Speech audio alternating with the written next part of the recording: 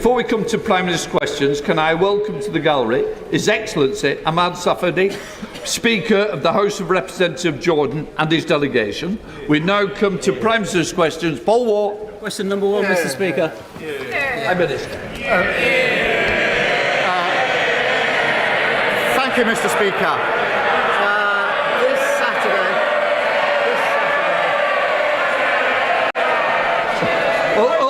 OK, there seems to be a bit of a challenge on who can cheer the most. I've never known one Prime Minister get as much cheering. Come on, Prime Minister.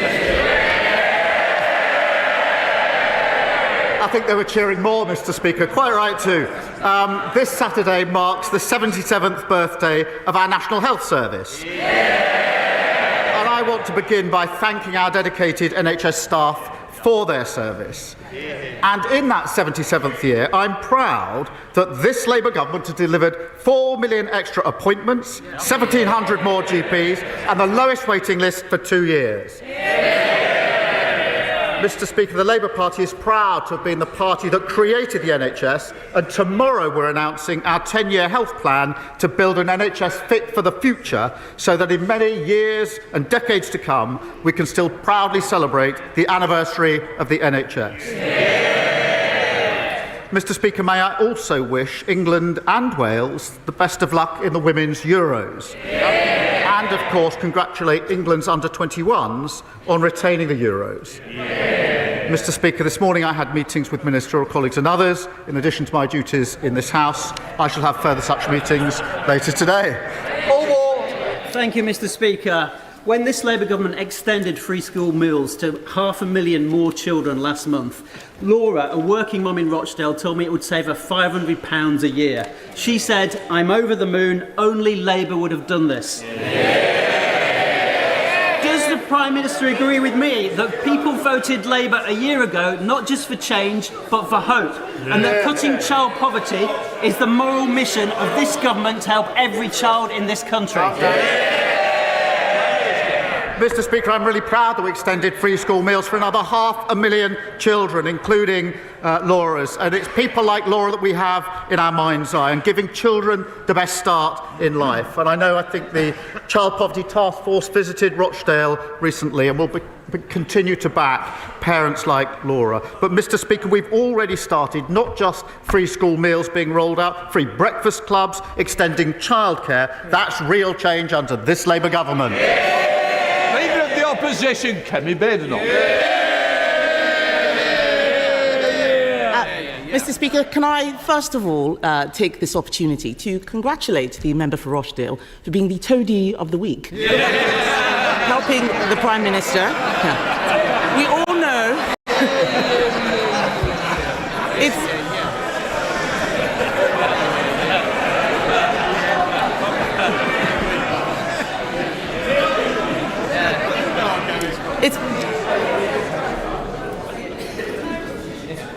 There's a lot of people wanting to catch my eye today. There are some free hits on this side. I won't waste your opportunity. It's been a difficult week for the Prime Minister. So let's start with something simple. Can the Prime Minister tell the House how much his welfare bill is going to save? Prime Minister. Mr. Speaker, let me start by saying free school matters on this side of the House. Mr. Speaker, in relation to welfare, what we delivered last night was a bill which ends mandatory reassessment of those with severe disabilities. That is the right thing to do.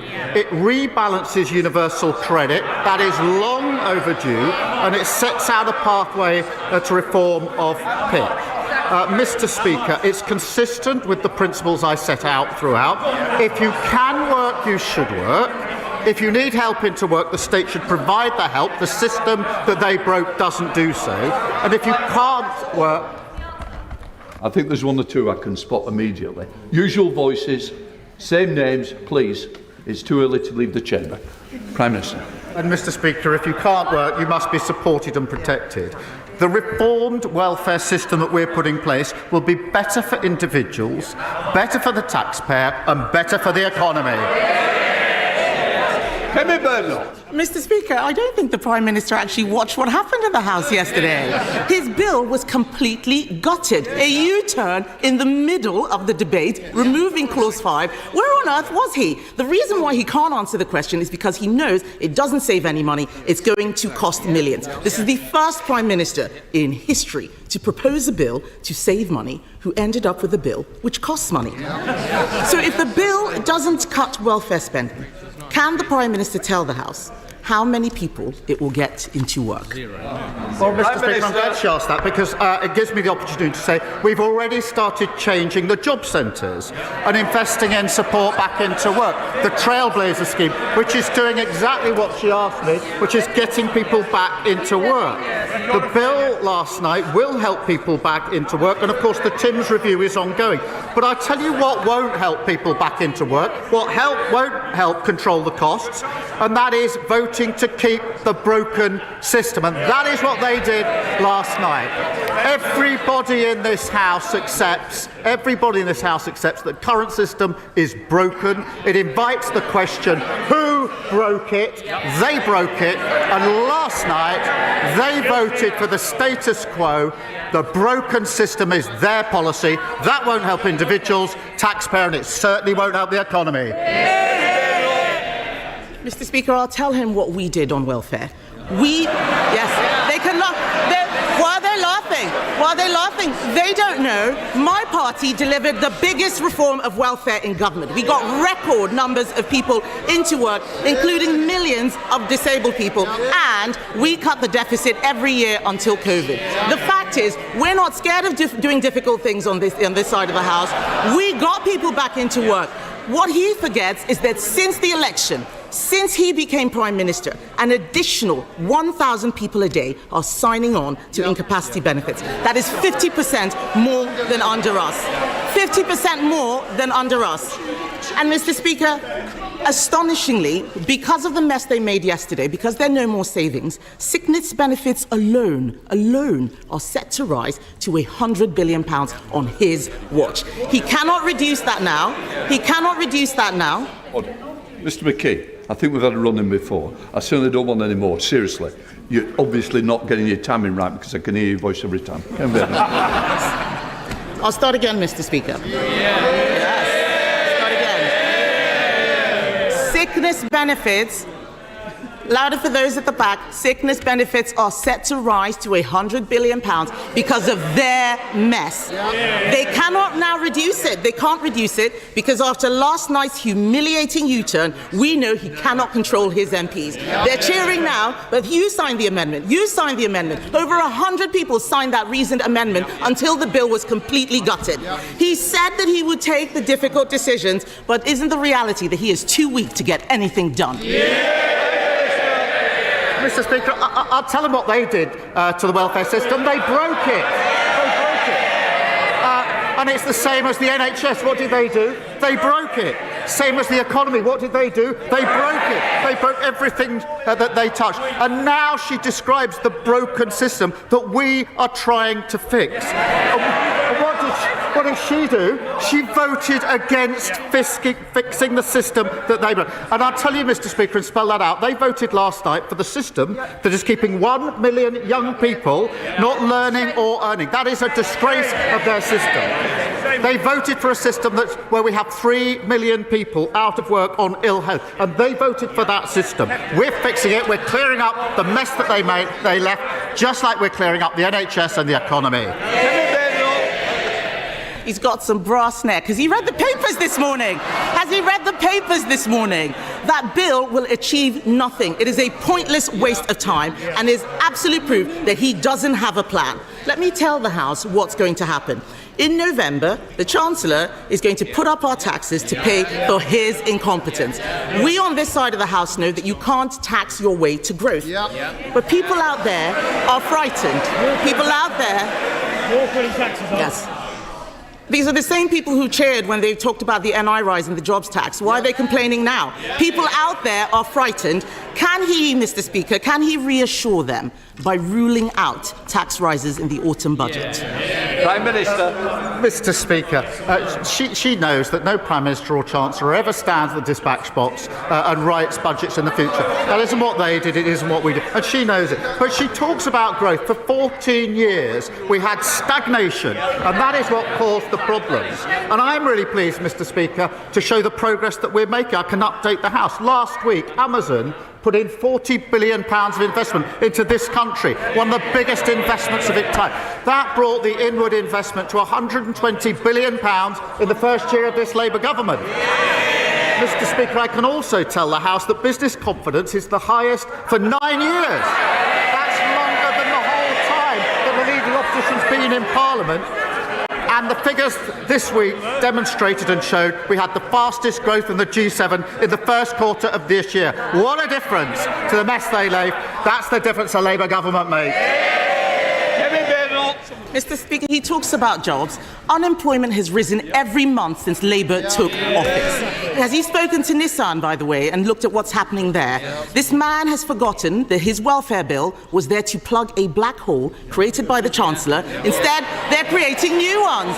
They're creating new ones. She looks... Mr. Speaker, she's pointing at me. She looks absolutely miserable. Labour MPs, yeah, she looks absolutely miserable. Labour MPs, they can point as much as they like. The fact is, Labour MPs are going on the record saying that the Chancellor is toast, and the reality is that she is a human shield for his incompetence. In January, he said that she would be in post till the next election. Will she really? Prime Minister. Well, she certainly won't. Mr. Speaker, I have to say I'm always cheered up when she asks me questions or responds to a statement, because she always makes a complete mess of it and shows just how unserious and irrelevant they are. But she talks about the black hole. They left a £22 billion black hole in our economy, and we're clearing it up. And I'm really proud, Mr. Speaker, that in the first year of a Labour government we got free school meals, breakfast clubs, childcare, got £15 billion invested in transport in the North and the Midlands. We're cutting regulation, planning and infrastructure is pounding forward, building 1.5 million homes, the biggest investment in social and affordable housing, and of course, Mr. Speaker, the 3 trade deals. Remember the ones that they couldn't get, including the US trade deal. On Monday, those tariffs came down. That secured the jobs at JLR. That's who we care about on this side of the House. How awful for the Chancellor that he couldn't confirm that she would stay in place. He talks about this year in office. This week marks the first anniversary of Labour coming into office. And let's have it. Yes.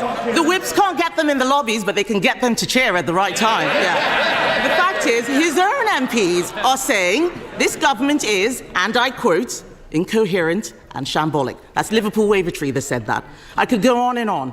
But the fact is, it's been mistake after mistake after mistake. There is no plan to get people into work. There is no plan to cut the welfare budget. There is no strategy. There is just a series of humiliating U-turns like winter fuel, like grooming gangs.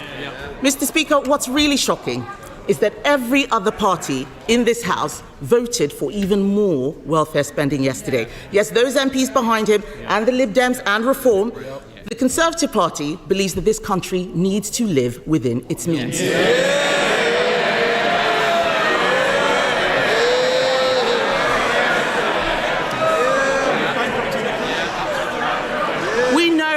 We know what we believe, Mr. Speaker, but this is a Prime Minister who has U-turned on everything he's done in office, including his own speeches, because he doesn't know what he believes. With left-wing Labour MPs now running the government, isn't it working people who will now pay the price? Mr. Speaker, this is why she always cheers me up. She talks about living within their means, having left a £22 billion black hole. Mr. Speaker, she talks about the first year. I'm really proud of our first year in government. We promised, Mr. Speaker, 2 million extra NHS appointments. We've delivered 4 million. A promise made and a promise delivered. We promised the biggest upgrade to workers' rights in a generation within the first 100 days. Promise made, promise delivered. We promised free breakfast clubs. That's a promise made and a promise delivered.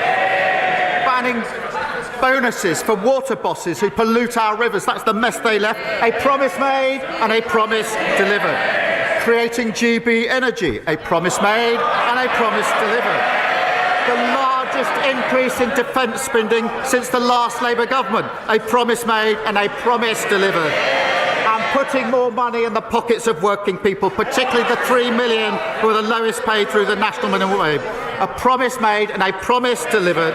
We're only getting started, and the Chancellor has led on all these issues, and we're grateful to her for it. Natasha Iron. Thank you, Mr. Speaker. Mr. Speaker, unlike the members opposite, this government has not dragged its feet in banning zombie knives, ninja-style swords and its effort to tackle knife crime. And in Croydon, where youth violence has cast a devastating shadow across our communities, our local police is running a surrender scheme this month to get these dangerous weapons off our streets. So will the Prime Minister join me in commending the tireless work of Croydon's police officers? And will he outline what his government is doing to ensure the Met Police has the resources it needs both to protect neighbourhood policing and to face the unique challenges that they face? Prime Minister. Well, she's right to raise the importance of banning these despicable weapons, and I know how much she cares about this issue. The ban on zombie knives and machetes came into effect last year, and the ban on ninja swords will come into effect this August. The Crime and Policing Bill will increase penalties for illegal sales and give the police new powers to seize knives. Mr. Speaker, I have to say this. What did the party opposite do when we put that bill before the House to take these measures? They voted against it. And knife crime went up, soared on their watch, and they've clearly learned absolutely nothing. Sir Ed Davey, Leader of the Liberal Democrats. Thank you, Mr. Speaker. Yesterday, the government was asking this House to vote for a law that would mean someone with a condition like Parkinson's or multiple sclerosis would qualify for a personal independence payment today, but someone diagnosed with the same condition with very same symptoms in a few months' time would not.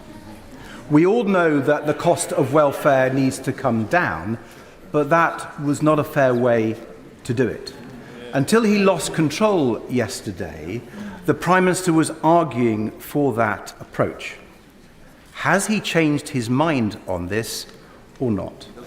Prime Minister. Mr. Speaker, the Stephen Timms review will take place. It's a very important review to look into this issue. But what we did do last night was end mandatory reassessments for those with severe disabilities. I thought that he and his party cared about things like that. It's the right thing to do, and they voted, Mr. Speaker, against it. We rebalanced universal credit, long overdue. I think he believes that. But what did he do last night? He voted against it. We set out a pathway to reform PIP, something he argues for every week. And what did he do when he had the chance? He voted against it. Sir Ed Davey. Mr. Speaker, the House and his backbenchers will note that he didn't answer my question. Moreover, if he looked at our proposals for welfare reform, for cutting down the bill, he wouldn't be in the mess that he's in.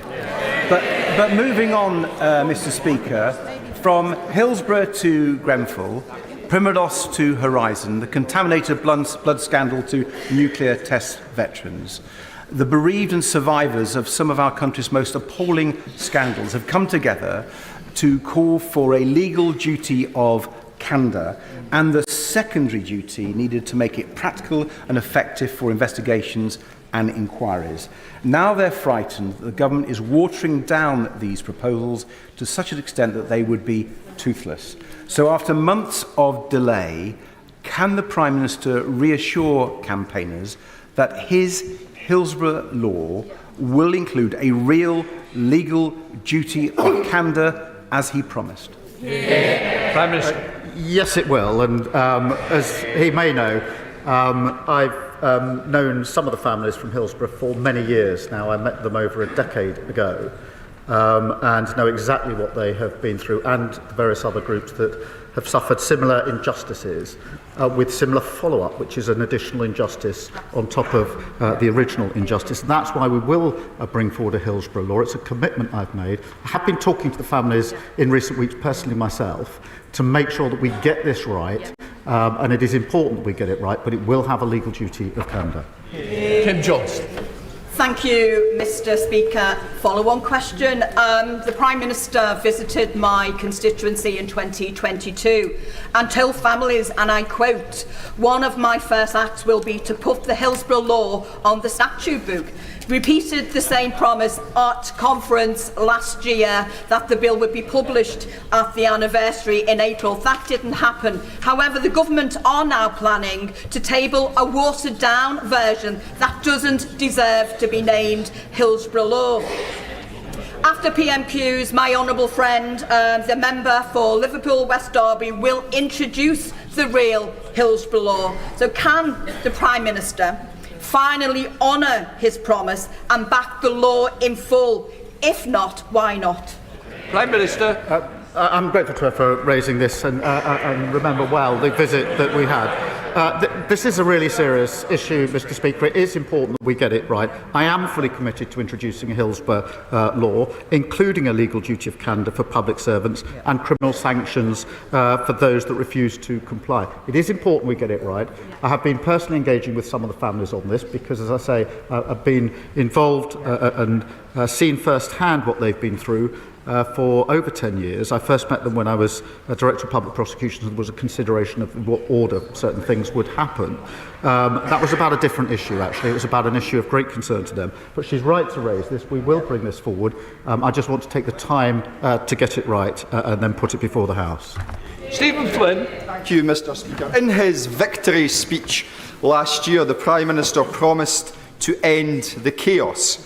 Does he think that the public still believe him? Prime Minister. Well, Mr. Speaker, we've delivered more in the first year of a Labour government than they've delivered in 20 years. Let me give him one example. We had waiting lists. We said we'd do 2 million extra appointments. We've done 4 million for the NHS in England. What a contrast, Mr. Speaker, where they've been in charge for that 20 years. Scotland's doctors now saying, in the past week, I think, and this is their quote, that the Scottish NHS is, their quote, dying before our very eyes. They should be ashamed. Their own Public Health Minister is admitting that the SNP failure is costing lives. Scotland need new direction so it can bring waiting lists down in Scotland, just like we've done in England. David Taylor. Thank you, Mr. Speaker. Hemel Hempstead is a new town that was built by a Labour government after the Second World War and provided decent housing to families like mine. Yet 80 years on, the number one issue in my casework is a shortage of housing. I therefore welcome this government's commitment to build thousands of new homes. In my constituency, we're looking at a Hemel Gardens community scheme that could provide 11,000 of them. Does the Prime Minister agree with me that this development needs to be a mix of genuinely affordable houses to buy, council houses to rent, and be accompanied by the right health, education and road infrastructure? Minister. Well, I totally agree with him, and it's projects like this that are essential to building the 1.5 million homes that we need, whilst at the same time creating vibrant and strong communities. Mr. Speaker, in keeping with the Attlee legacy, we're supporting 47 locally led garden communities to deliver tens of thousands more homes, and of course delivering the biggest boost to social and affordable houses in a generation. Mr. McCleary. Thank you, Mr. Speaker. On Monday afternoon this week, a 4-year-old girl was seriously injured after being hit by a car on Lewis Road just off the A259 in Newhaven in my constituency. I can report to the House that she's recovering well in hospital. Residents in Newhaven, Seaford and nearby Sussex coastal towns have been warning about how unsafe these roads are. Indeed, the County Council submitted a fully costed plan for safety improvements on the A259 to government, but funding remains blocked. So I'm asking, or appealing to the Prime Minister directly, will he personally intervene to unblock the funding needed to make the A259 and surrounding roads safer to ensure there is never a repeat of an incident like this?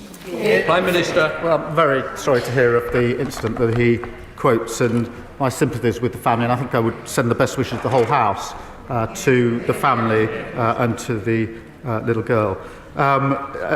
He speaks about this A259. I do hear a lot about this road because it runs through the constituency of my honourable friend for Brighton, Kempdown and Peacehaven.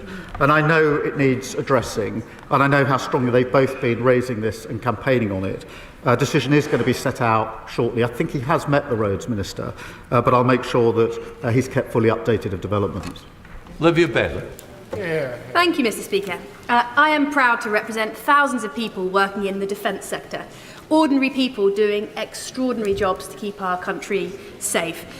And I was delighted that the Defence Secretary recently joined me in my constituency to mark this government's £15 billion investment in the atomic weapons establishment. Does the Prime Minister agree with me that our commitment to defence sector investment is vital not just for our national security, but for jobs, opportunity and growth in constituencies like Reading West and Mid-Berkshire? Prime Minister. Well, I pay tribute to her, and she's a fantastic advocate for her constituents. She's right to highlight the important work by the defence sector in her constituency and, of course, right across the United Kingdom. We are investing £15 billion in our sovereign nuclear warhead programme. That will support, Mr. Speaker, nearly 10,000 jobs, including many in her constituency. And that's the defence dividend in action, a historic boost to defence spending, represented and reflected in good, well-paid jobs across the United Kingdom. Adrian Ramsey. Thank you, Mr. Speaker.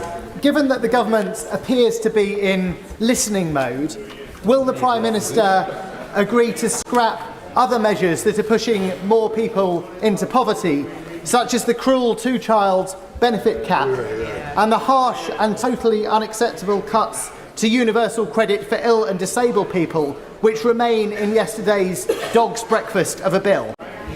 Prime Minister. Well, Mr. Speaker, I don't want to be ungenerous, but I don't think I'm going to be listening to him or his party. They were the ones that put an £80 billion unfunded tax commitment before the electorate of the last election. And they're the ones that talk about change and clean power, but every single time there's an infrastructure project or there's any change that's needed, they block it, including their own constituencies. Joe White. Thank you, Mr. Speaker. Whilst we all revere the football stars of the past, many are struggling with welfare issues, including organised financial fraud and head injuries linked to the onset of dementia. May I give the Prime Minister this letter on player welfare from 303 former players? Local champions like John Stiles and international superstars including Kevin Keegan and Graham Souness have signed it. Would he agree to request to meet a group of ex-players as cited in the recent letter to the Prime Minister from one of his heroes, Michael Thomas, who of course shone when he played for Arsenal and Liverpool? Prime Minister. Can I just start by congratulating Dawn Assel on her recent and richly deserved MBE for her work on behalf of former players. I do remember Michael Thomas very well, putting that goal in injury time, Mr. Speaker, in 1989 to take the lead. It was a fantastic victory. I have had the pleasure of meeting him and actually discussing with him the very campaign that she raises. I'll certainly meet him again, because athletes have brought us so much joy. We should have proper support from their sporting bodies on health and welfare, and we will ensure that they do. Steph Aquarell. Thank you, Mr. Speaker, and I refer members to my role as a serving county councillor. Mr. Speaker, July is Good Care Month, and Jane Austen told us the best place for convalescence by the sea is Cromer in my constituency. However, thanks to Norfolk's Conservative County Council, Cromer risks losing its convalescence facility forever. Reablement centres like Benjamin Court are exactly what the NHS needs, and yet the Tories are shutting it down. Will the Prime Minister ensure that the relevant Health Minister meets with me and concerned local campaigners to discuss what could be done to save Benjamin Court? Prime Minister. Well, I thank him for raising this important issue, and decisions around services are matters for the Integrated Care Board, and that means they're taken locally, obviously. But I'm glad that he's raised this, because we agree that the sector does need reform, and unlike the party opposite, we're investing in the sector £4 billion of additional funding alongside an independent commission into adult social care to improve the quality of care across the United Kingdom, including for his constituents. Martin Rhodes. Mr. Speaker, figures from the British Transport Police show a staggering 47% rise in violence and serious public order offences against rail staff between 2021 and 2024. This epidemic of violence was allowed to escalate under the previous Conservative government, which failed to act while frontline workers were increasingly put at risk. Does the Prime Minister agree that our transport workers deserve to do their jobs without fear, and will he reaffirm this Labour government's commitment to ensuring that train operating companies are held fully accountable for protecting those who keep our railways safe and moving? Prime Minister. There are shocking statistics, and rail staff work incredibly hard to keep our country running and keep people safe. And the abuse and assault on staff is utterly unacceptable. And we're taking measures to make sure they are safer. We want to encourage, Mr. Speaker, the use of body-worn cameras, which have been proven to reduce violence against staff by up to 47%. And may I take this opportunity to thank our outstanding British Transport Police for everything that they do to support staff and passengers. Harriet Ross. This time a year ago, farmers and many others across the country were about to go to the polls, perhaps about to vote Labour for the first time, because they took at the Prime Minister's own word that he and his party would never leave farmers in the background again. Within weeks, however, that trust had been completely shattered by the family farm tax. Farmers know how devastating that tax will be. The industry know how devastating it will be. We on these benches know how devastating it will be, and more of his own backbenchers do too. So following the U-turn on the winter fuel payments, and following the U-turn on grooming gangs, and following the many U-turns on welfare payments yesterday, will the Prime Minister now tell farmers up and down the country when it will be their turn for a U-turn and that he will scrap the family farm tax? This time a year ago, the country was lining up to boot them out of office, and long may they remain there. Mr. Speaker, we put in place the most significant funding for farmers in the budget. We've got a roadmap for work with farmers that we're working on, and of course, where they fail to actually spend the money, we're spending it with farmers. Charlotte Littles. Thank you, Mr. Speaker. The nuclear industry provides over 29,000 jobs across the northwest, including thousands in Birchwood Park in my constituency, which is a globally leading centre of nuclear innovation. I welcome the government's new modern industrial strategy, which will give businesses the confidence to invest after years of economic chaos under the last government. Can the PM outline how the industrial strategy will support the growth of the nuclear sector, which is vital for our energy security and creating thousands more high-paid, high-skilled and unionised jobs? Prime Minister. She's a champion of nuclear, and I know how important it is to thousands of her constituents. Mr. Speaker, we are securing homegrown energy and driving bills down by unleashing a golden age of nuclear. That includes Sizewell C, which we announced just 2 or 3 weeks ago, small modular reactors, and that means jobs, investment and opportunities across the country, including in her constituency. Joria Collins. Thank you, Mr. Speaker. The rush changes to the welfare bill not only left Parliament with whiplash, but more importantly, have left many vulnerable people living in limbo, like Chris or Emma in my constituency, who are set to lose PIP that they rely on for work. And Chris has already lost a vital carer through all of this uncertainty. It is not right that in a society, vulnerable people have to be worried about what the government will do next. Does the Prime Minister understand that this has eroded trust at a time when we need it most? Prime Minister. Mr. Speaker, I think what would be better for building trust is an accurate description of what we're doing. The Stephen Timms inquiry review is really important to look at this really important issue, but we have to get on and reform. We have a broken system that is not working for those that are using the system. It's not working for the taxpayer. It's not working for the economy. We have to get on and reform it, and we'll do it in the way we set out yesterday. Peter Dowd. Thank you, Mr. Speaker. May I pay tribute to veterans of the Royal Naval Association Crosby branch who are in the gallery today. Mr. Speaker, Gabe Santa, a 15-year-old, fell to his death from a multi-storey car park in Liverpool in 2020. He is one of the many dying in such tragic circumstances, including in my constituency.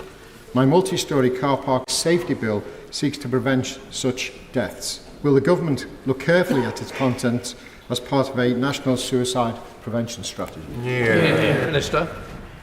The answer is yes, we will look at the content of it, and I'm grateful to him for raising it. I think across the House we've all got tragic experience of suicide, and our thoughts are with Gabe's family and with his friends. We will conduct a call for evidence on Part K of the building regulations about minimum guarding heights, so that necessary protections are in place to prevent future tragedies. We will also look at the contents of the bill. Dame Karen Bradley. Thank you very much. Prime Minister, people across the Staffordshire Moorlands are extremely concerned by the number of solar farms and battery storage facilities that are having applications granted. Can you please, Prime Minister, give them some reassurance that you will change the law and that we will see good agricultural land saved for producing food as it rightly should be?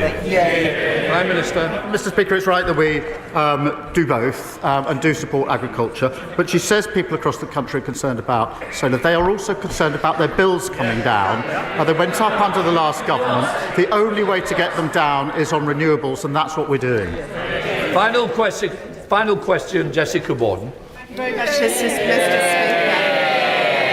This morning in Westminster Hall, Centenary Action presented sashes handmade by a team of wonderful women working out of Newport's remake to every one of our 264 women MPs to mark today's 97th anniversary of the Equal Franchise Act. Will the Prime Minister join me in welcoming this initiative, which celebrates the contribution women make in public life? And although we now have a record number of women MPs, does he agree we must ensure we continue to break down barriers for women on our way to achieving the mission of a gender-equal Parliament? Can I, through her, thank the women in her constituency for their hard work on this initiative, and having 264 women MPs is a really significant progress in this House. I'm incredibly proud that at the last election we saw 100 new female Labour MPs elected, meaning the number of female MPs in the Labour Party is now at a record high, and on the 97th anniversary of the Equal Franchise Act, it should be a source of great pride to the House that we have a record number of female members. That completes Prime Minister's questions. Let the front bench change over.